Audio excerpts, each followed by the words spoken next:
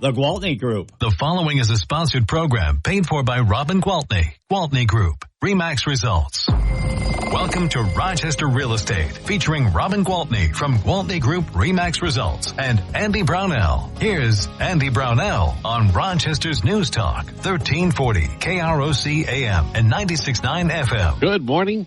It's Andy Brownell. It's Saturday morning, and I, of course, am with Robin Gwaltney, Gwaltney Group-RE results.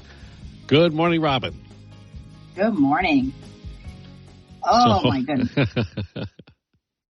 Whirlwind conference in Vegas. I mean, I got home Thursday evening after our flight was delayed twice, but at least we were supposed to get home early, so it was still only like 8:30 when we got home. It wasn't that bad.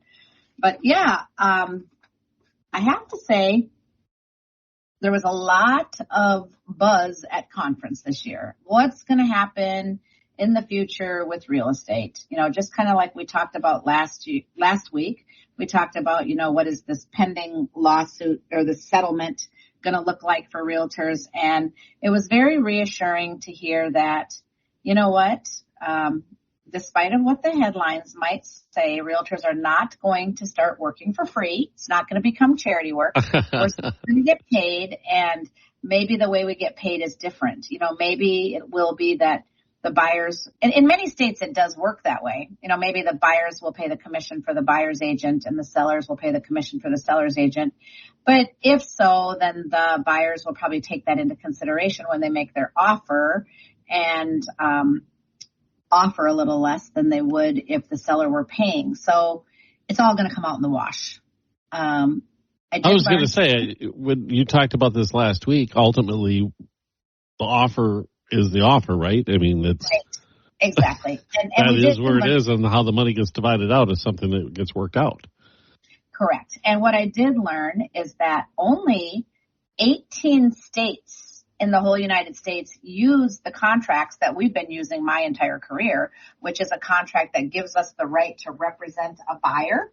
And so basically when we meet with a buyer, before we even show them houses, or, you know, I'm not going to say we don't show them one house. Maybe they call and we meet them at a house, and then we talk and we explain the importance of being in a contract which says you're giving me permission to be your realtor, to work exclusively, you know, on your behalf. So you're not going to work with one realtor this weekend, one next weekend, a different one. Because sometimes people think, oh, if I've got 16 realtors looking for me, looking for properties for me, that puts me in a better position. But the fact is, unless you have an obligation with one of those realtors, none of them are working for you. So I always explain to buyers the importance of the contract is I can show you houses without it, you know, as long as I've just explained agency to you and you realize that I'm representing the seller, you know, when it's a RE/MAX listing, or you're not being represented at all if there's no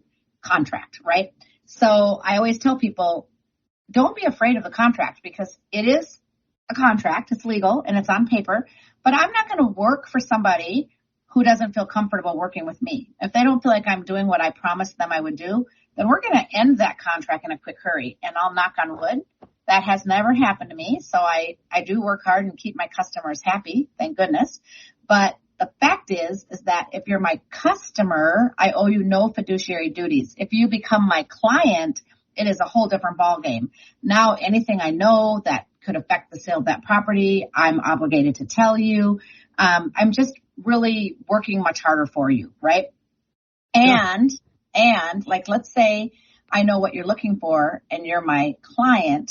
I go to a listing appointment and I think, oh my gosh, this is perfect for Andy. Before it even hits the market, I'm going to call Andy and let him know. And I can do that because you're my client. If you're my customer, I really owe that fiduciary duty to my clients. So I would have to call one of my clients to say, hey, Mark or Jean or Jan, this house would be perfect for you. So the bottom line is that it's a super beneficial form. And I didn't realize, I mean, I've been using it my entire career. I did not realize that we're one of only 18 states that uses it. So it's those states that haven't been using such an agreement that are really going to have an adjustment with the way things are. So I did get enlightened about that. And then the other thing is you know, it's no different, and we talked a little bit about that as well, than a for sale by owner. I mean, I've sold many many for sale by owners over the years. And whenever I've called them and said, listen, I have a client under contract. The contract says that if I don't get, paid from the seller or the listing broker, which in your case there's not one because you're a forced sale by owner, that they're going to have to pay me. And they would rather buy something where the seller's going to pay. So if you're willing to pay me, then I can show them your house. And always, honestly, rarely even meet resistance. They say, yeah, of course, we'll pay you the commission. So it's not a problem. And it was really nice to hear the reassurance, coming from above. And we also heard that, the agents, which is something I suspected, the agents that are the most experienced, well-versed, can show their value are the agents that will thrive with the changes. So yeah, I'm not at all worried about that. And I don't think buyers or sellers should be either, because like I said, it might look different, but it's not really going to be that different. Except for those other states that you pointed out that don't have that client relationship. Yeah, they have a lot to learn, and they're all going to have to start using the forms and learning the forms. But I would hate to be in the business 24 years and now have to change the way I do things. I mean, it'll be difficult, but let's face it, change is inevitable. Change is everywhere. Change is constant. So it is what it is, and they will be fine. As a consumer, I would not feel comfortable not having that client relationship. Right. Exactly. That's exactly right. And that's because, obviously you're well educated in the subject of real estate, but I think because I've taught you, right? I've told you the value, not that you didn't realize it before, but I think you really understand now. And I think that's our job, is to educate our clients. So as long as we're doing our job and doing it well, everybody can stop worrying. It's going to be fine. It really is. And on a really positive note, we had Brian Buffini, and I love him. I've always talked about his bold predictions and what he says the rates are going to do, what he says sales are going to do. And he's so darn good. If you look back year over year, his predictions are pretty spot on. He does a lot of research and he knows what he's talking about. Well, I'll give you some fun facts. Transactions in 2021, nationwide, of course, were 5.6 million. Okay. In 2020, 5.6 million. In 2021, there were 6.1 million real estate transactions in the U.S. In 2022, that dropped by 1 million. There were 5.1 million in 2022. But then guess what happened from 2022 to 2023? Now remember, the interest rates were climbing, right? Yes. And the total transactions, United States, U.S.-wide, 3.9 million, literally 23.5% less. And I think you remember many times I said most agents are going to finish this year about 25% down. Well, doesn't that make sense? If sales were 23% less, how that would happen? Okay, so now his prediction for 2024 is that we will have 4.6 million transactions, which means we'll go up by 18%. And then in 2025, we will be at 5.3, which is almost right back to where we were in 2020. And that would be up an additional 15%. So things are not looking gloom and doom for the real estate market. And then, of course, Rochester, with, the growth of Mayo and the 40,000 new jobs, it'll just be a fabulous, fabulous real estate market here in Rochester in the next, I'd say foreseeable future. I was going to say 30, 40 years at least. Yeah, long past my days. That's for darn sure. That is for darn sure. So, why don't we take a break here, Robin? Okay. And then we'll come. Okay. We'll come right back in just a moment with Robin Gwaltney, Gwaltney Group RE/MAX results. It is News Talk 1340, KROC AM and 96.9 FM. We'll be right back with Robin Gwaltney and Andy Brownell on Rochester Real Estate. This is News Talk 1340, KROC AM and 96.9. to Rochester Real Estate with Robin Gwaltney from Gwaltney Group RE/MAX Results and Andy Brownell on Rochester's News Talk, 1340 KROC AM and 96.9 FM. Welcome back. Robin Gwaltney, Gwaltney Group RE/MAX Results. Fresh from Vegas? I'm kidding. Yeah, well, back from Vegas. I was one of the smart ones. I went to bed. People are like, you're going to bed, Robin? It's only 10 o'clock. I'm like, listen, in my body, that's midnight. And yeah, I'm going to bed. I have a long day of classes tomorrow. I want to actually absorb information. When I listen to the speakers, I want to hear what they're saying. So I got plenty of sleep. I'm old. All right. So some other fun facts that I learned. This one I thought was an interesting data. The average age for moving out of the house, what do you think it is? Nowadays, I'm going to say 23. Oh, you're pretty close. 26. I'm like, well, no, that's I was married a lot 3 older years. than I thought it was. But not 3 years older. I mean, I guess I would have thought, I don't know. I guess, 26 is the average age of moving out. And the average age for the first-time home buyer is 35 years old. And so in that group, that's the millennials, right? From the time they move out of the house until the time they buy a house, that there are 72 million millennials. So that's a lot of home buyers coming coming up on the front. And then we have 45.5 million are that household formation. So that are right between that ages of 26 and 35. So of all the millennials, more than half are right in those ages. So there's another big bubble coming through of people who are going to want to own homes. Yes. Now, let's look at the interest rates a little bit. 2020, they were 3.72. 2021, 2.65, average numbers, of course. 2022, 3.22. And then 2023, they went from 3.22 to up to 8%. So you wonder why purchasing homes went down by 25% almost. Well, that's it right there in a nutshell. Right. And that's what the Federal Reserve wanted to see happen. Yep, exactly. It worked. And so that was the peak. And now the projection is 2024, the average will be 6% this year. And then he's projecting, Brian Buffini, with his bold predictions, is projecting that the average interest rate for 2025 is going to be 5.25%. Okay. So, and I'm not actually surprised by those numbers. Yeah. So, fun fact: in 1971, the interest rate was 7.33. Yeah. Okay. Now, if you had said, "Ooh, 7.33, that is way too high. I am going to wait until these interest rates drop before I buy a house." How long do you suppose you would have had to wait before they went down from that 7.33 in 1971? I'm guessing it wasn't another 25 years or at least 25 years. 1993. You would have waited to buy a house in 1993. How much rent would you have paid between 71 and 93? And what do you suppose happened to house prices between 71 and 93? So you would have rented for 22 years waiting for those rates to go down while house values actually quadrupled. Yeah, you're right. You think of that. In 70, you could buy the house I'm in right now for probably $35,000. Yeah, isn't that something?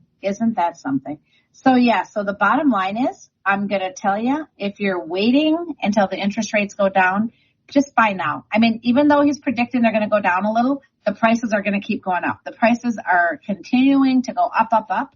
So you're not going to be coming money ahead. So if you're ready to buy, buy. 23% of first-time home buyers right now are getting a gift or a loan from parents or other family members, maybe grandparents, for like down payment money so that they can deal with those interest rates a little better. So there's a lot of equity. A lot of the people my your age and older have equity, and they can use it to give it to the kids or borrow it to the kids or whatever you want to do so that the kids can get in. So the irony of that is that when these parents who are extending help to their children to buy the homes, they were paying much higher interest rates than their children are paying now. Yep. That's exactly right. And I don't remember my parents helping me when I got my, I mean, if they could have, they probably would have, but they weren't in a position to do that. All right. So again, this fact hasn't changed. I've been saying this for quite a while. 33% of all buyers in the market are cash buyers. Okay. That is an amazing number. Isn't that amazing? Yeah. I mean, we're in a good spot. So those people that are just waiting for that next wave of foreclosures, you probably better look for some other gold mine because that's not coming. Not coming. 30% of buyers between the ages of 33 and 42 are saying that one of the top things that they are looking for when they are looking to relocate is the quality of the school system. Yeah. So I guess what I can say to taxpayers is when there's referendums trying to better the school districts, it's probably worth it because in the long run, it definitely keeps the value of your property, your neighborhood, your city all up. It's important, even if people have a hard time grasping it because they don't currently have kids in the school district. The quality of the school district is an overall really important factor.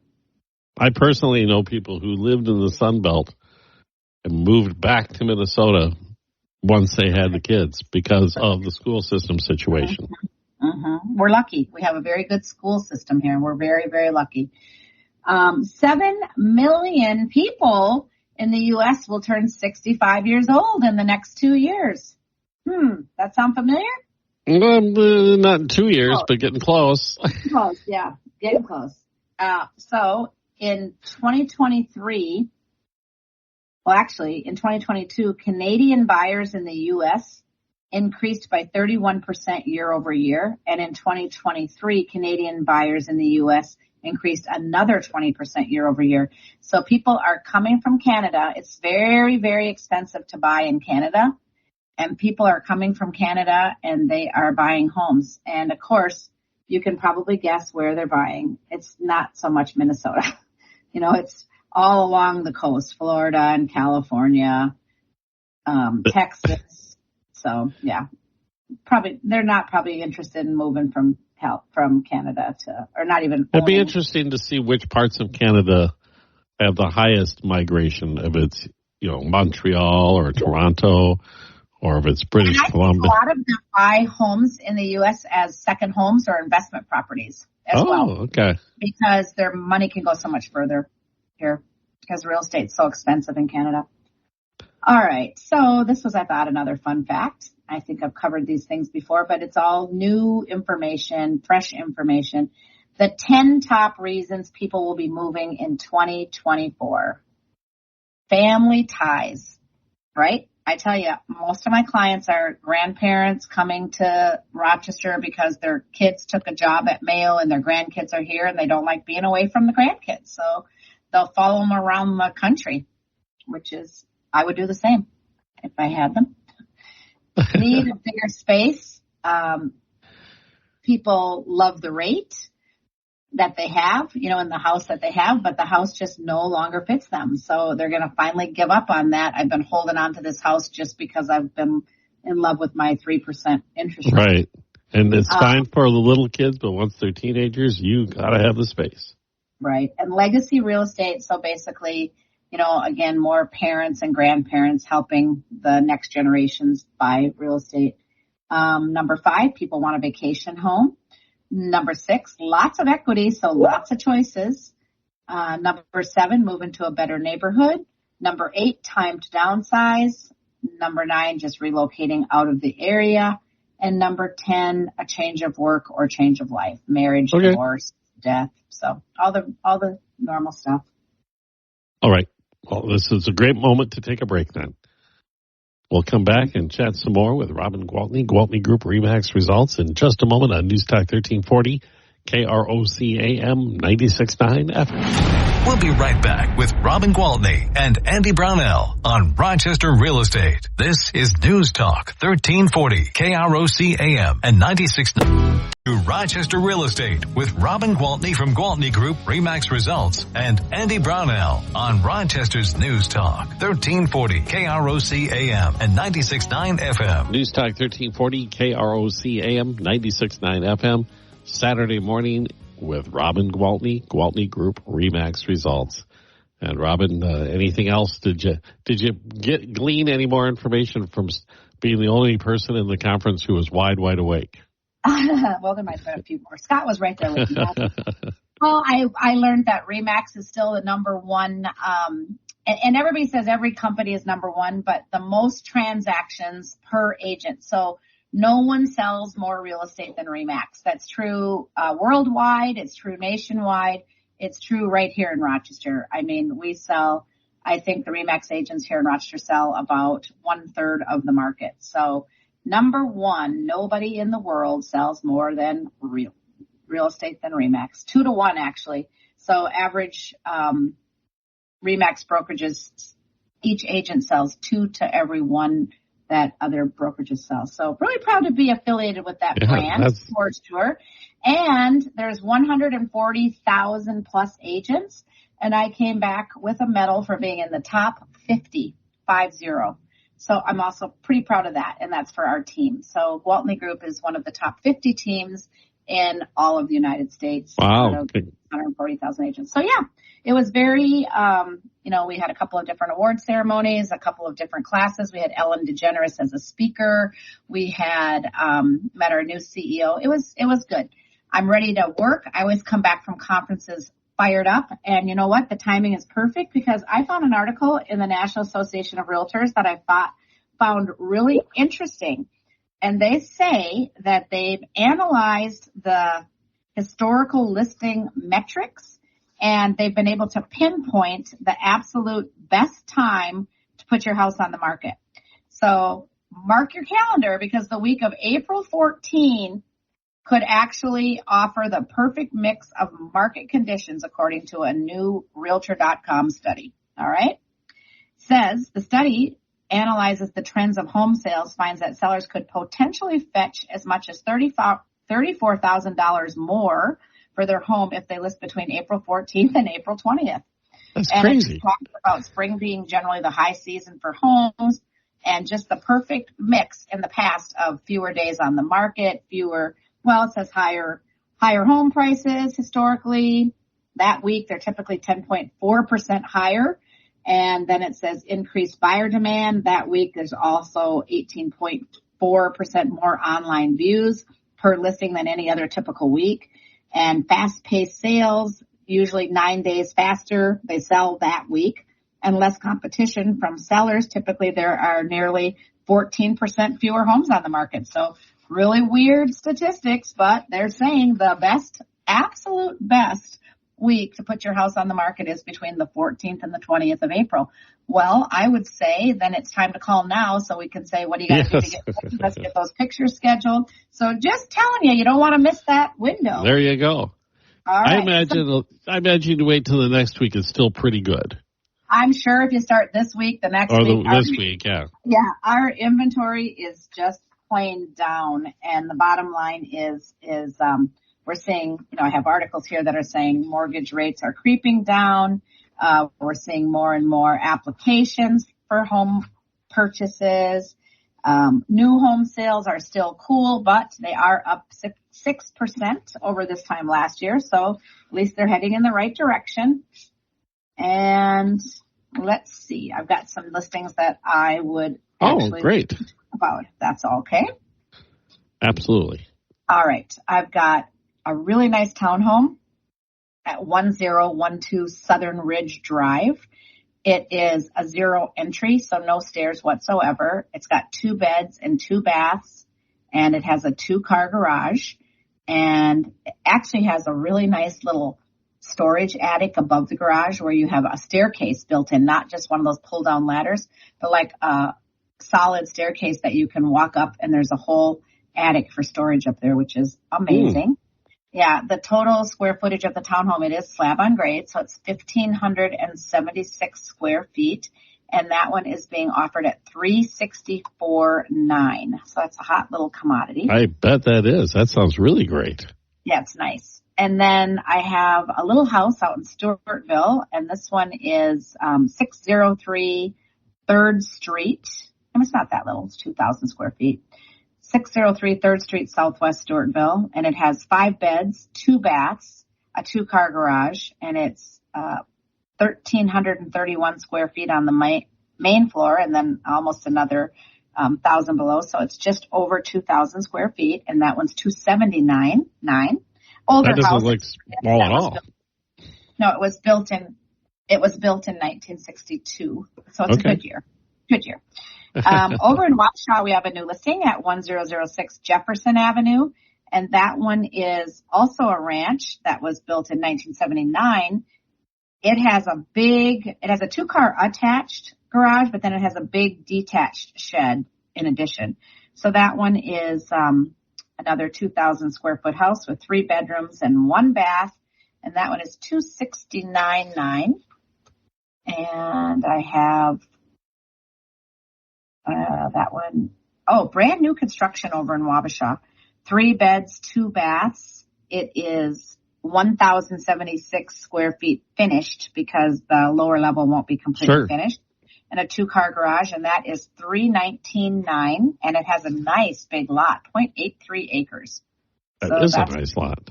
And new construction is always fun and exciting for first-time home buyers. They always get a big kick out of, it being. I know my first home was a brand new construction, and it was fun because I knew that nobody else lived there. It was my house. It's when you get that opportunity, it's exciting. It absolutely is. It's shiny and brand new.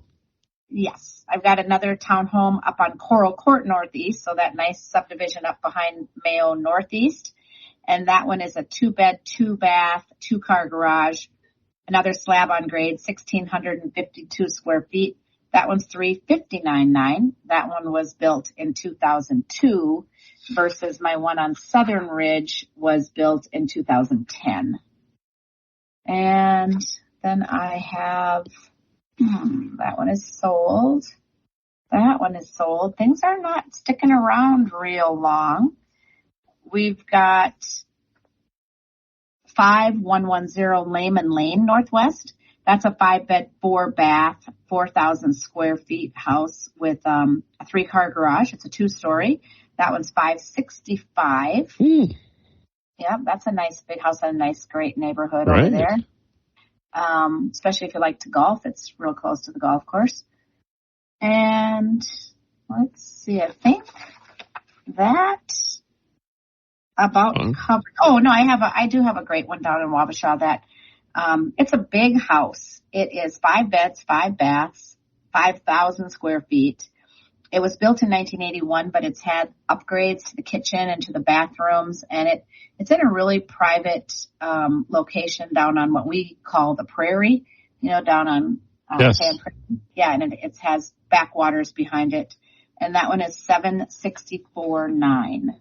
So those are what we have offering for listings. So as you can tell, we could use some more. So if someone out there is listening and they think, yes, I'm ready to move on. I'm ready to put this house on the market for one of those 10 reasons, whether it's to move closer to family or change in life or maybe hopefully something exciting, retirement, a wedding coming up, who knows, babies being born.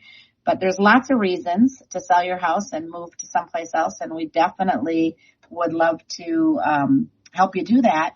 And I do want people to know that sometimes they're not sure. They're just not sure. And like, what does this look like if I do it?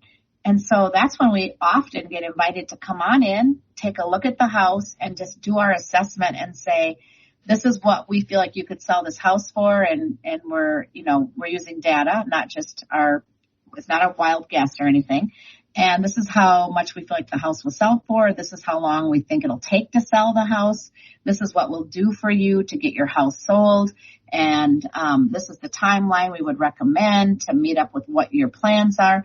And then it just gives you more information to actually base that decision to say, I'm not really ready to do it at this time, or yeah, this sounds good, let's go for it. And there's no obligation, there's no fee for that. It's just something to help you make a better decision. So if you ever want to just have me come in and say, I don't know, Robin, I'm not sure if I want to sell yet or not. And if I do, what should I do to the house to get it ready? Never hesitate to call, because I'm happy to come over and help you with that. All right. We better throw that phone number out then. All right. Well, my cell phone is 507-259-4926. All right, Robin. Thank you so much. And we'll check in next Saturday. Sounds great. Thank you. All right. Robin Gwaltney, Gwaltney Group RE/MAX results on News Talk 1340 KROC AM at 96.